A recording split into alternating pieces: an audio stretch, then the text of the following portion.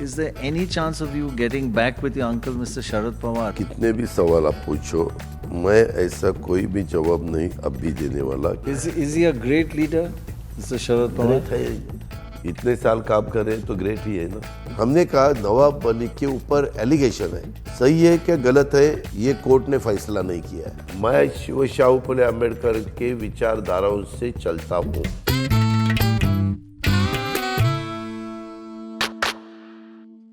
You have said that in politics there are no principles, no ideology. It's all a question of power.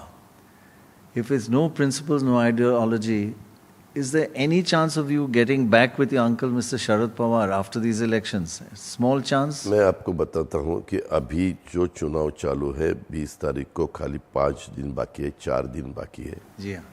मैं ऐसा कोई भी कितने भी सवाल आप पूछो, मैं ऐसा कोई भी जवाब नहीं अब भी देने वाला कि जिससे नए इशू सामने आएंगे और ये अभी 4 दिन का चुनाव कुछ अलग ही दिशा से चला जाएगा, ऐसा मैं कुछ कहने वाला नहीं हूँ। क्योंकि अभी तो मैं महायुति में हूँ, महायुति के ज़्यादा से ज़्यादा सीटें कैसे आ सकती है उसके बारे में हमारी पूरी कोशिश है। इवन प्राइम मिनिस्टर ने बहुत से रैलियाँ हमें दी है, उनकी बहुत से पब्लिक मीटिंग हुई है, हम भी कर रहे हैं, एकनाथ जी शिंदे जी भी कर रहे, देवेंद्र जी भी कर रहे। हमने अच्छे से योजनाएं इस साल लोगों के सामने रखी है, उसमें से कुछ बहुत पॉपुलर हुई है। और जो भी पिछले चुनाव में पार्लियामेंट के वक्त फेक नैरेटिव उन्होंने सेट किया था अपोजिशन वालों ने, और उसमें वो सक्सेस हुए थे, वो अभी हम लोगों को बता रहे हैं कि देखो संविधान के बारे में बार बार ये मुद्दा उठा रहे, लेकिन वो कितना गलत है। संविधान को सबको रिस्पेक्ट है, और वो संविधान जब तक सूरज चांद रहने वाला है तब तक संविधान को कोई हाथ भी नहीं लगाने वाला, उसके बारे में कोई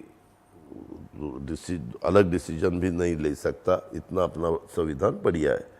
ऐसा सब हमारा काम का तरीका है।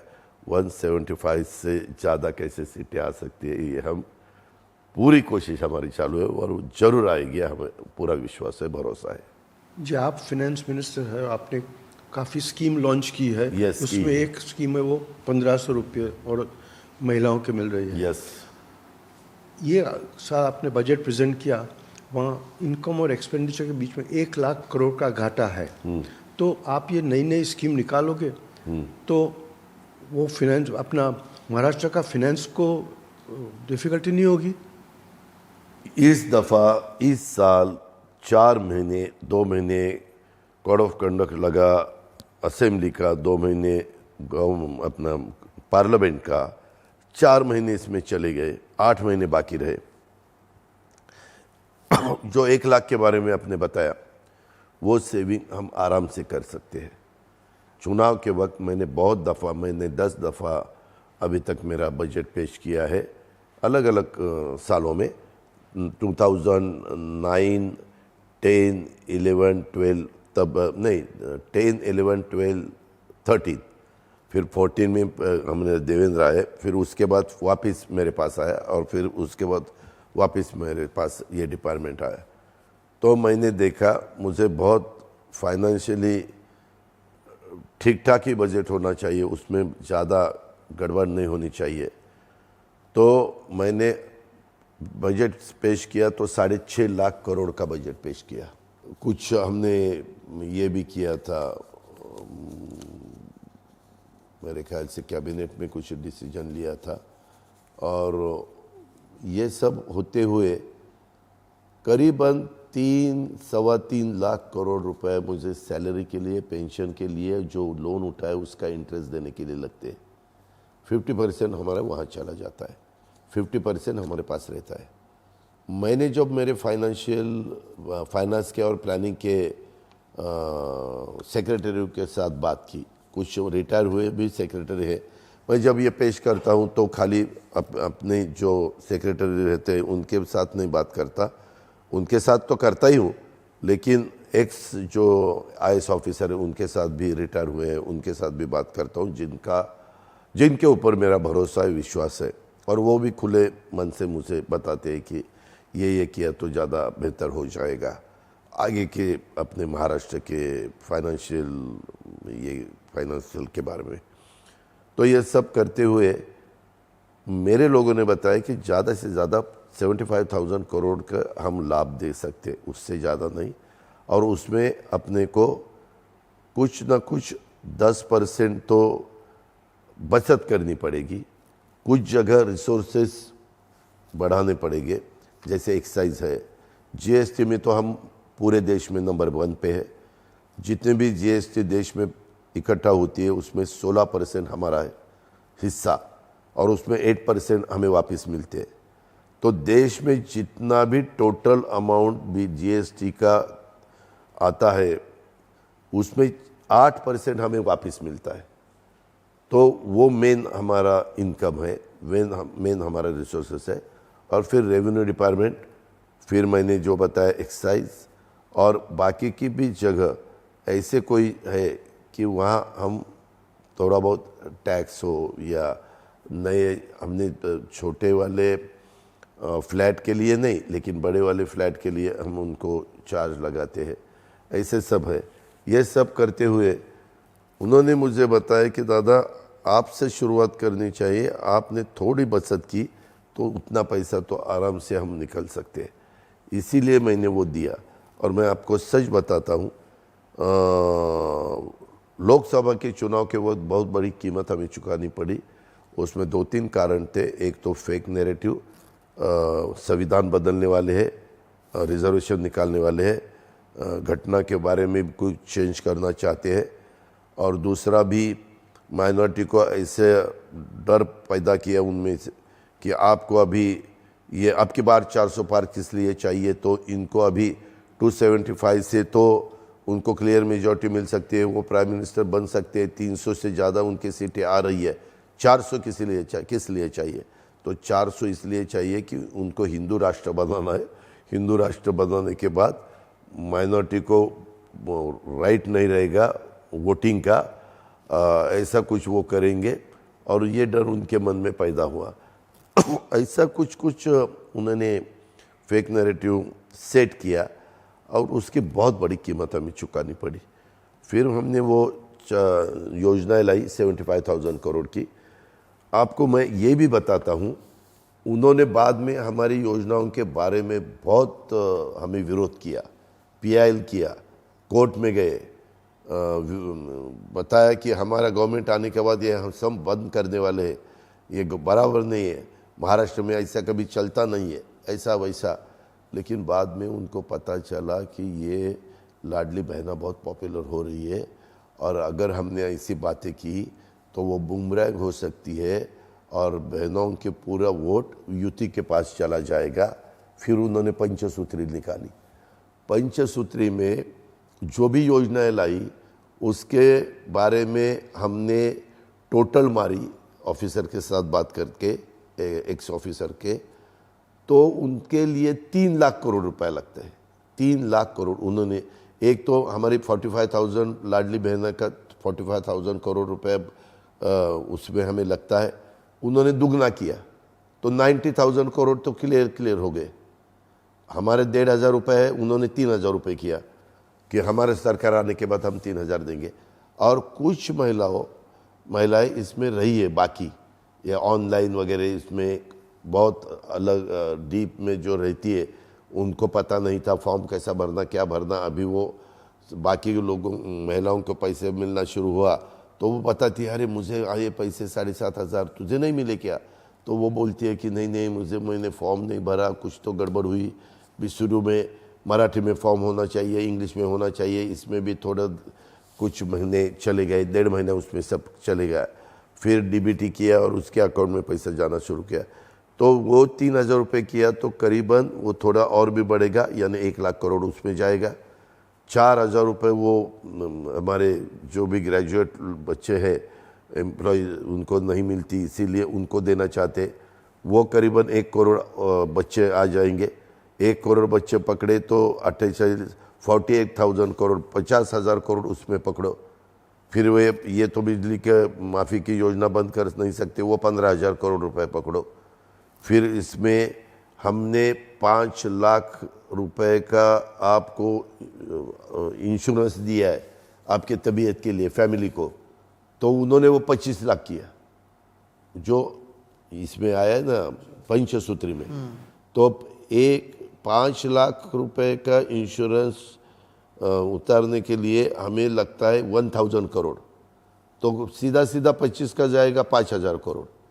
फिर हमने हमारे यहाँ गरीब घर के लड़कियां रहती है, तो उनको 50% हम पढ़ाई के लिए उनका खर्चा हम करते थे, तो अभी 100% हमने किया।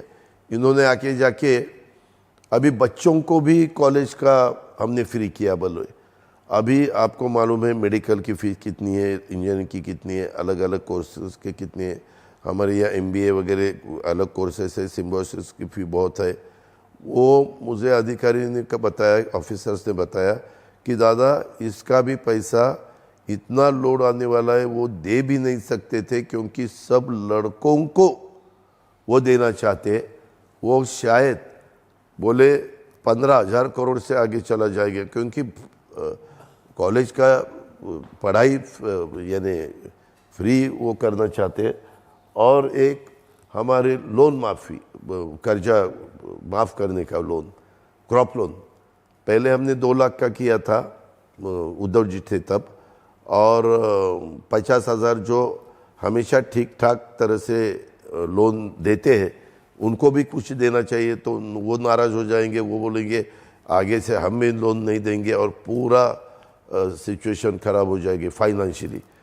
तो उन्होंने 3 लाख तक देने का तय किया, 3 लाख रुपए जिनके पास लोन है, तो उसके लिए करीबन 50,000 करोड़ रुपए लगते हैं। लेकिन आपने जैसे शुरुआत में कहा कि आप महायुति का हिस्सा हैं और कोई कंट्रोवर्सी आप नहीं चाहते, लेकिन कल प्रधानमंत्री जब यहाँ पर आए थे आप भी नहीं थे, मुंबई के आपके कैंडिडेट भी नहीं थे। नवाब मलिक तो बीजेपी का झंडा, शिवसेना का झंडा भी नहीं लेते हैं। ये देखो क्या होता है, 288 में 1-2 जगह ऐसा कुछ हुआ तो उतना ही आप पकड़ते हैं, और ये क्यों नहीं हुआ, वो क्यों नहीं हुआ। उनको अपोज किया था, उन्होंने बताया कि आप नवाब मलिक को टिकट मत दो, वो सीट हमें मिली, लेकिन कैंडिडेट चेंज करो। हमने कहा नवाब मलिक के ऊपर एलिगेशन है, अभी तक वो सही है क्या गलत है ये कोर्ट ने फैसला नहीं किया है। आपके ऊपर भी एलिगेशन है, मैं आपको बोलूँगा या ये बैठे कैमरामैन उनको बोलूँगा, ये अंडरवर्ल्ड के साथ जुड़ा है, दाऊद का राइट हैंड है। अरे क्या दाऊद का राइट हैंड है, कुछ तो प्रूफ चाहिए ना। लेकिन देवेंद्र फडणवीस ने ये आरोप लगाया और कहा कि मेरे पास प्रूफ है। ठीक है ना, प्रूफ है तो कोर्ट में दिखाओ ना, और फिर उसको अगर शिक्षा हो गई तो हम ये नहीं देंगे।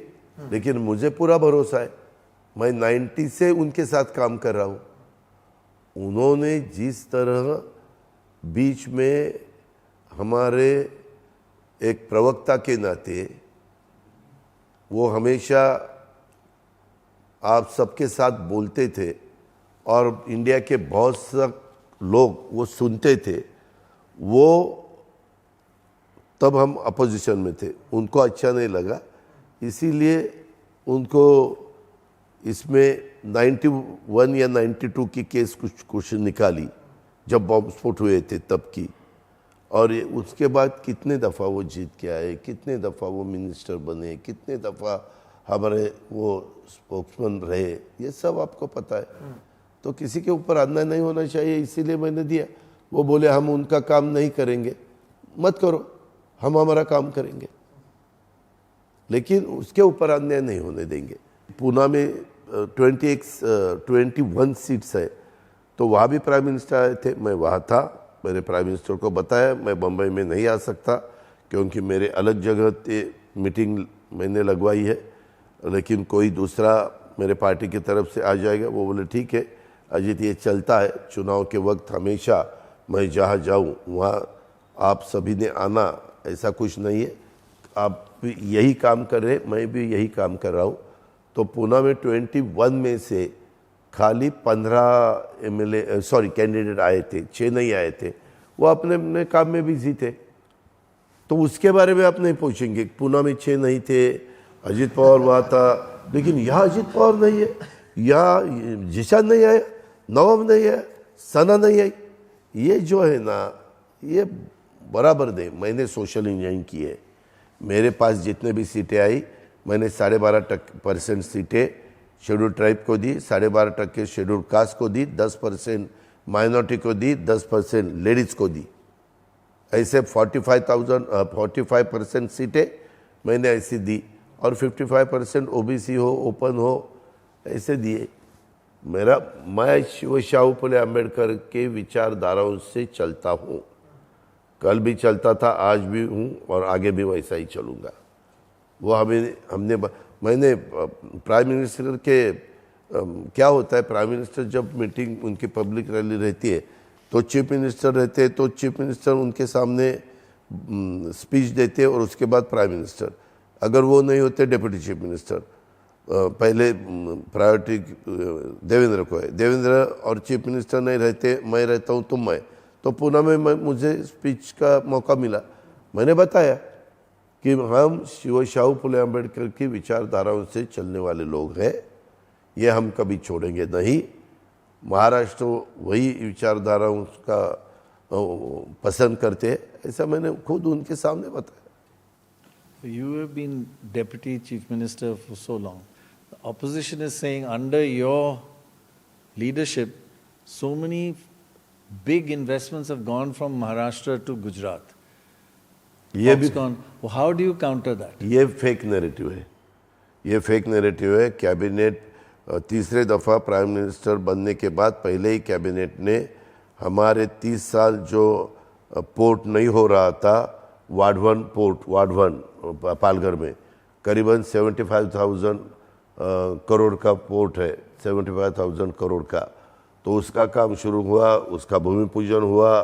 पूरे वर्ल्ड में 10 ऐसे साइट है पूरे वर्ल्ड में कि वहाँ सी बहुत ये है, डीप है और बहुत बड़ी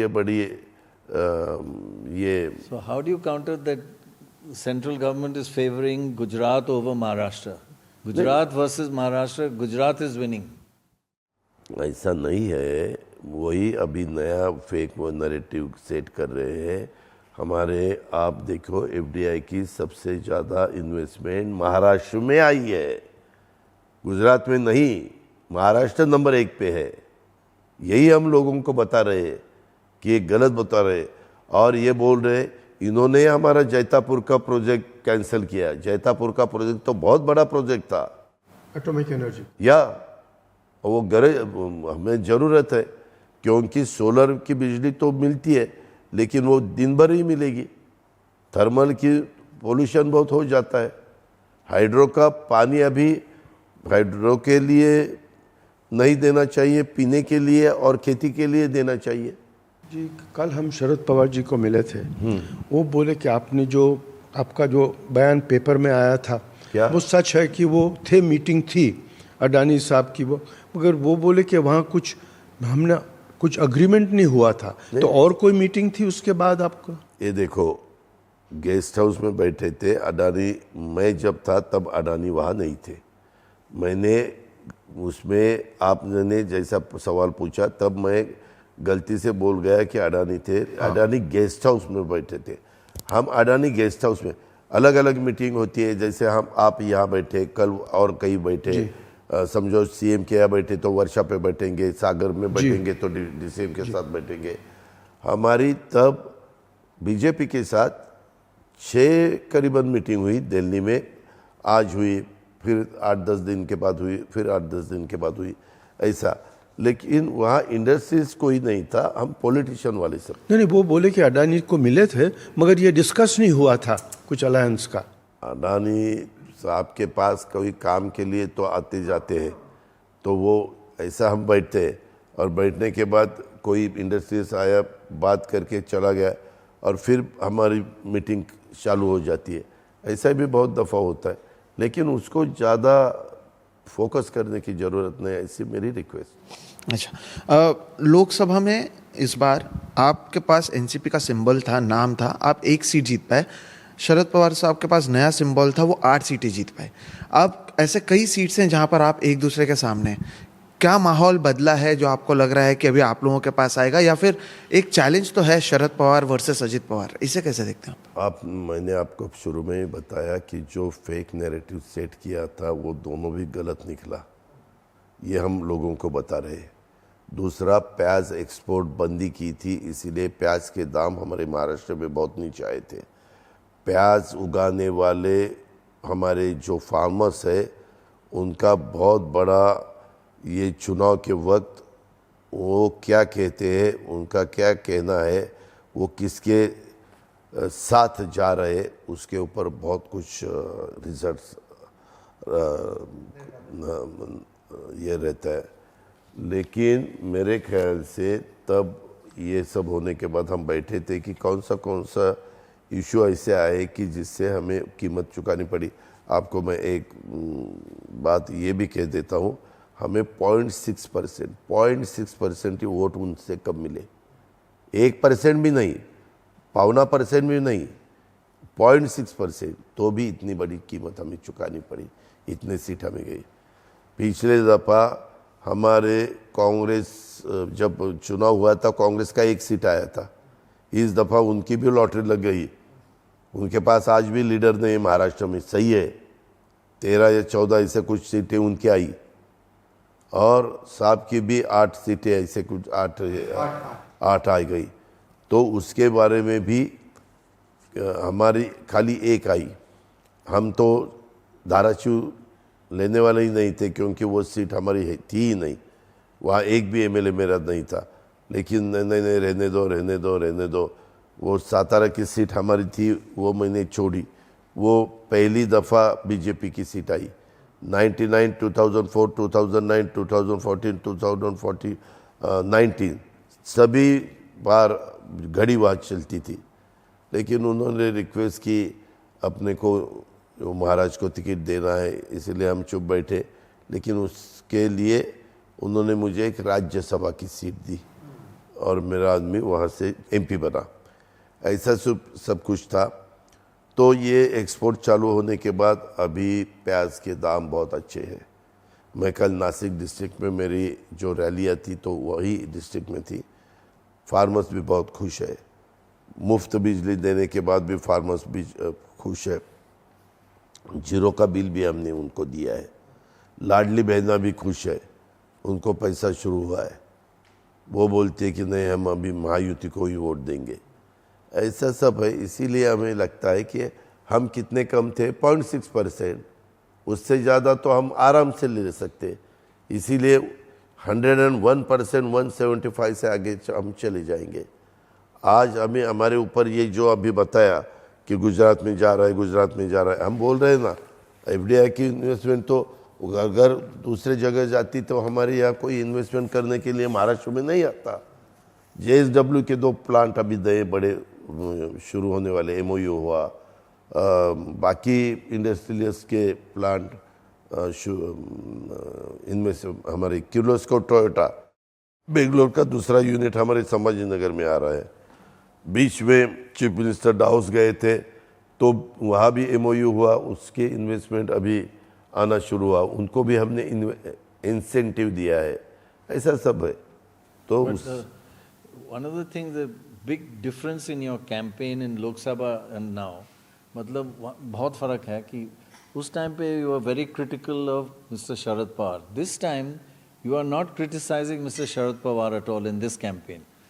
This is keeping the door open. इस दफा खाली मैंने नहीं, प्राइम मिनिस्टर ने भी नाम नहीं लिया। जी हाँ, हमने तय किया था उनका नाम नहीं लेने का। Because he is very popular or keeping the door open? नहीं, पॉपुलर का सवाल नहीं। क्या होता है कभी कभी आपको मालूम नहीं, पिछले दफा हमारे एक नेता ये भटकती आत्मा है ऐसे बोले तो उसको फिर इतनी सहानुभूति मिलती है कि पूछो मत। वो लीडर है, हमारा काम, हमारी योजना है। Is he a great leader, Mr. Sharad Pawar? Great है, इतने साल काम कर रहे हैं तो ग्रेट ही है ना। So you ग्रेट think आदमी इतने साल काम कर सकता है So ना। you're saying he's a great आदमी? ग्रेट आदमी है ही, सबने बोलने की जरूरत So है। why are you जब fighting family fight? Why is that? नहीं, मैंने हमारे सब विधायकों ने तय किया था कि अभी अपोजिशन में बैठकर कुछ होने वाला नहीं है, अपने कॉन्स्टिट्यूंसी में डेवलपमेंट होनी चाहिए, इसीलिए उनके साथ जाना चाहिए। और बहुत दफ़ा वैसी कोशिश हुई।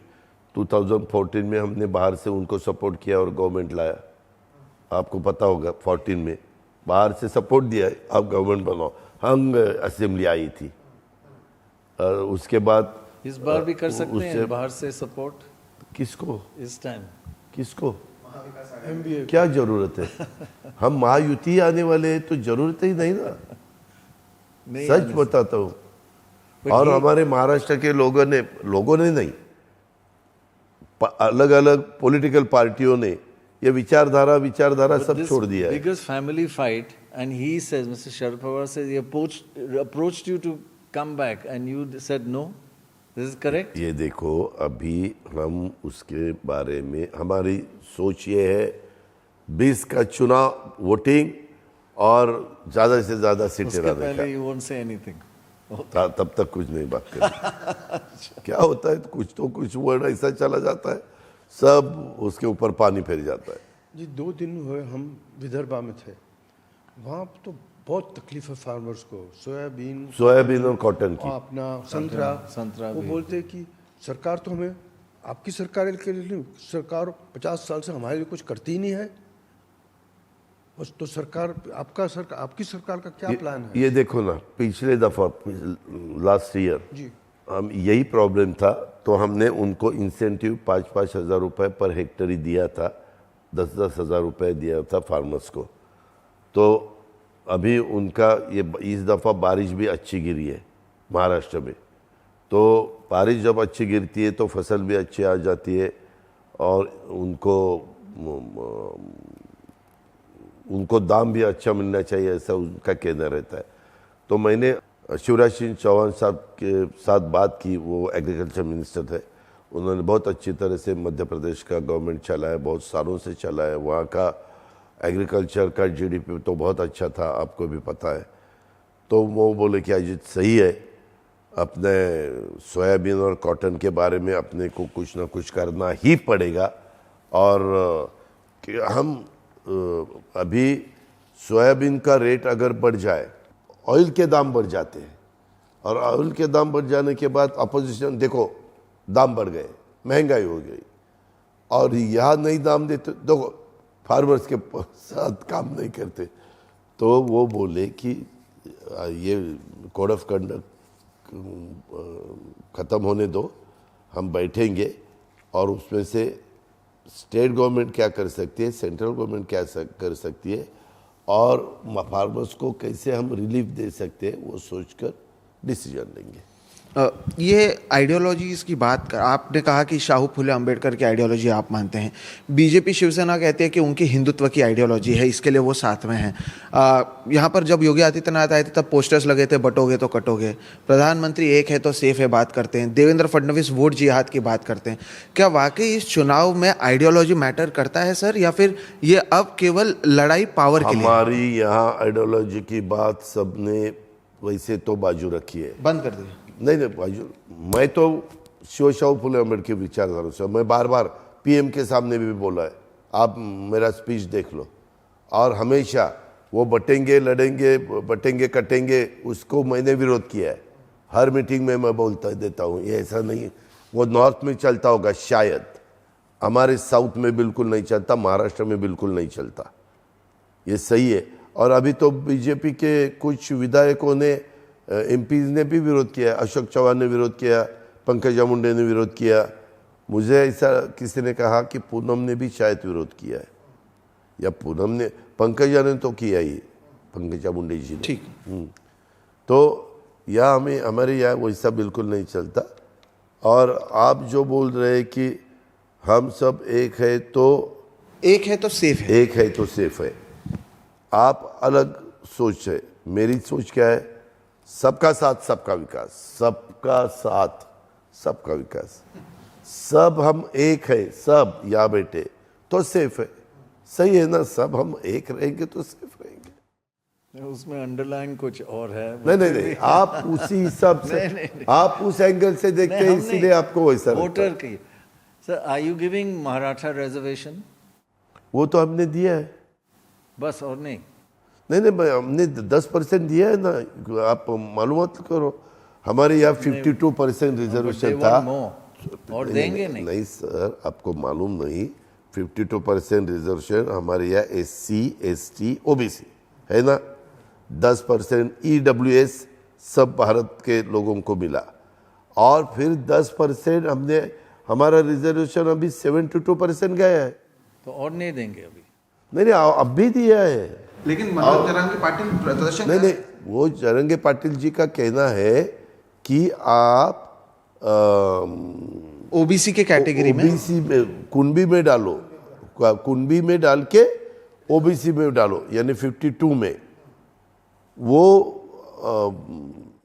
आप अपोज कर रहे हैं, भुजबल जी भी अपोज कर रहे हैं। नहीं, भुजबल जी नहीं, सभी ओबीसी वाले उसके बारे में अपोज कर रहे हैं। हम उसमें से कुछ ना कुछ ऐसा रास्ता निकालना चाहते हैं कि उनको भी ठीक लगे, इनको भी ठीक लगे। लेकिन जो अभी मराठा लोगों को रिजर्वेशन दिया है, उसके लिए बच्चों को नौकरी के लिए, पढ़ाई के लिए फ़ायदा हो रहा है। और क्या हुआ, हमारे यहाँ विदर्भ में बहुत बड़े पैमाने पे ओबीसी में हमारे लोग हैं, उत्तर महाराष्ट्र में है, कोंकण में है, पश्चिम महाराष्ट्र में भी थोड़े बहुत है, मराठवाड़ा में नहीं है। मराठवाड़ा निजाम शाह के अंडर काम कर रहा था, तो वहाँ हमारे मराठा लोगों को वहाँ सर्टिफिकेट नहीं मिल रहा है। फिर ये आंदोलन होने के बाद हमने ऑफिसर्स बिठाए, न्यायाधीश को बिठाया, उनकी कमेटी की, और उन्होंने भी कुछ सब मालूमात करके हमें प्रस्ताव दिया है कि इसके बारे में ऐसा ये दफा जयरंगे पाटिल अपने आप फाइट नहीं कर रहे हैं ऑफिशियली, तो पहले किसको डैमेज होगा, किसको? पहले वो करने वाले थे। हाँ, बाद में उन्होंने इंटरव्यू भी लिया, और इंटरव्यू लेने के बाद इतने लोग उनके पास आए कि पूछो मत। हर एक बोलता था कि हम लड़ेंगे, हम लड़ेंगे। उनको जब पता चला कि अगर हमने किसी को टिकट दिया और दूसरे 10-10, 12-12 लोग नाराज़ हो गए, तो उसका असर इसके ऊपर पड़ जाएगा, उनके लीडरशिप के ऊपर, और रिजर्वेशन का जो इशू है इसके ऊपर। इसीलिए उन्होंने कहा कि सब हम विड्रॉ करेंगे और बाद में कह देंगे कि बेनिफिट किसको मिलेगा उनका विड्रॉल? नहीं मिलेगा कि नहीं, अभी वो क्या करेंगे, किसको सपोर्ट करते हैं उसके ऊपर है। तो किसको सपोर्ट करेंगे आप? नहीं, अभी उनके मन में क्या है वो मैं कैसे बता सकता हूँ। वो अलग अलग कैंडिडेट को सपोर्ट करेंगे, उनको बताएंगे। पिछले दफ़ा मराठवाड़ा में बहुत बड़ी कीमत यूपी को चुकानी पड़ी, खाली एक सीट आए समझनगर में। 5 साल में महाराष्ट्र में 3 मुख्यमंत्री बदले। पहले देवेंद्र फडणवीस 3 दिन के लिए, फिर उद्धव ठाकरे, फिर बाद में एकनाथ शिंदे। तीनों में एक चीज़ कांस्टेंट था कि आप तीनों में उप मुख्यमंत्री थे। अभी भी महायुति में आप सबसे कम सीट लड़ रहे हैं। आप कब मुख्यमंत्री बनने के रेस में हैं, नहीं है? कम सीट लड़कर आप कैसे मुख्यमंत्री बने? मैंने उसके बारे में आपको पहले दफ़ा ही बताया है कि पहला टारगेट है 175 से आगे सीटें लाना, फिर हम विधायक बैठेंगे और सोचेंगे। नंबर 1। नंबर 2, आप मुझे बताओ कि देवी गौड़ा कितने सीट पे देश के प्रधानमंत्री बने, IK गुजराल कितने सीट पे देश के प्रधानमंत्री बने, चंद्रशेखर जी कितने सीट पर देश के प्रधानमंत्री बने। एक स्टेट में तो एक आदमी, इनको नाम पता होगा, 50% इनके सीट आए, 50% इनके सीट आए। वो अकेला जिस बाजू जा रहा था वो गवर्नमेंट बनाने वाले थे, तो उन्होंने बताया कौन मुझे चीफ मिनिस्टर बनाएगा बताओ, मैं उनके साथ जाऊंगा, और वो चीफ मिनिस्टर बनाना झारखंड या छत्तीसगढ़ ऐसा कोई तो, लेकिन 100% हुआ था, एक ही था और चीफ मिनिस्टर बन गया। नहीं, तो आप हैं रेस में। मैंने एग्जाम्पल दिया, मैंने पहले ही बताया, मैं बार बार बोल रहा हूँ कि हमारा टारगेट 175 से ज़्यादा सीटें लाना। इसीलिए ऐसा कोई भी स्टेटमेंट नहीं करने का कि जिससे और भी नए इशू पैदा हो। इसीलिए मैं बार बार आपको बोल रहा हूँ। Thank you very much. Thank you very much. Thank you.